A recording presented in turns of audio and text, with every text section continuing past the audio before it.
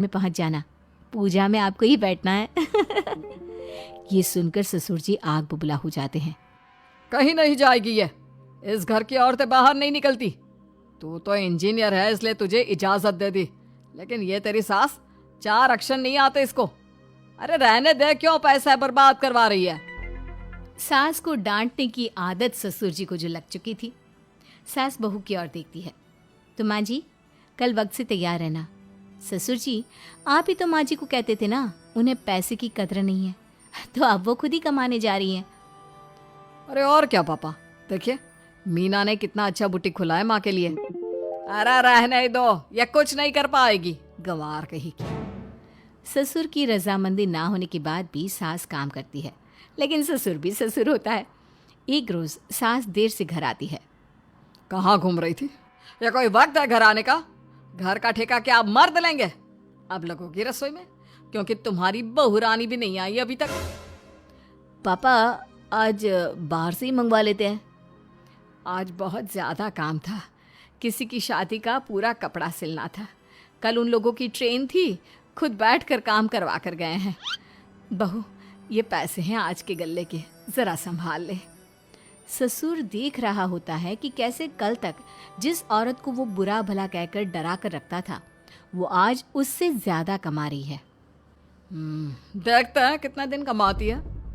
ससुर अब रोज कोई ना कोई ऐसा काम करता जिससे सास का काम बंद हो जाए। फिर एक दिन, हे भगवान, 10 बज गया, बुटीक खोलने का वक्त हो गया है, लेकिन ये मेरी साड़ी, इस पर ये क्या गिर गया? पता नहीं किसने क्या डाल दिया, अब क्या करूं? सास दोबारा अलमारी से दूसरी साड़ी निकालती है, फिर उसे प्रेस करती है और किसी तरह बुटीक पहुंचती है, जहां पहले से ही कस्टमर खड़े होते हैं। अरे क्या हो गया?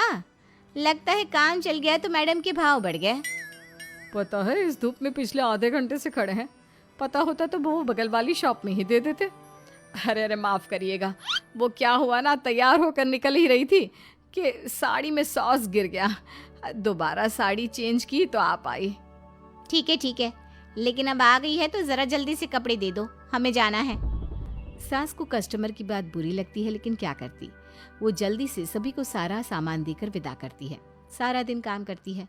वो निकल ही रही थी कि एक कस्टमर आती है। जी, वो मेरी साड़ी है ना शादी की, उसका लहंगा बनवाना है। हाँ हाँ, क्यों नहीं, बनवा लो। शादी की साड़ी के साथ इमोशंस जुड़े होते हैं। बिल्कुल सही बोला आपने। परसों मेरी शादी की सालगिरह है, तो ज़रा बना देना। अरे नहीं, इतनी जल्दी कहाँ तैयार होता है शादी का लहंगा? कम से कम 4 दिन तो। देखिए, आप 2 दिनों में जितना कमाती है ना, वो मैं आपको 1 दिन में दे दूंगी। बस मेरी ये शादी की साड़ी का लहंगा बना दीजिए। सास को भी अब पैसे की लालच आ जाती है। वो सोचती है कि वैसे भी कोई अर्जेंट काम नहीं है तो वो मैनेज कर लेगी। अब ठीक है, नाप दे दीजिए। औरत नाप देकर वहां से चली जाती है।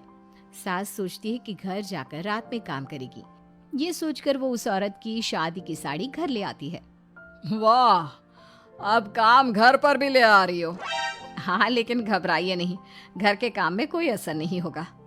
सास घर का काम करती है, बहू के साथ खाना बनाती है, खिलाती है, और फिर क्या बात है सासू माँ, बड़ी जल्दी जल्दी काम कर रही हैं आज। सास बहू को सारी बात बताती है। क्यों माँ जी, इतनी भी क्या मेहनत करना? अरे बात सिर्फ पैसे की नहीं है, बल्कि उस बेचारी औरत की इमोशंस की भी थी। ये उसकी शादी की साड़ी है ना। ससुर पास खड़ा सब सुन रहा था। अब देखो, बहुत काम करने का शौक है ना, कैसे भरे बाजार तुम्हारी दुकान खुद तुम बंद करोगी। जब सास पूरी रात काम करके सुबह लेटती है, मौका देखकर ससुर कैंची से साड़ी को काट देता है। अगली सुबह, चलो, कल आधा लहंगा सिला था, आज पूरा करके शाम को ही उसे उसका लहंगा सौंप दूंगी। लेकिन ये क्या, सास जैसे ही लहंगा उठाती है, लहंगा तो फटा होता है। वहीं ससुर छुपकर सास को देख रहा था। हाय रे, ये किसने किया? ससुर छुपकर हंस रहा था। बहू देख लेती है और ससुर के पास जाती है। पिताजी, आपसे ऐसी छोटी हरकत की उम्मीद नहीं थी। आप खुद ही दुकान बंद करेगी। ससुर वहां से चला जाता है। सास भी वहां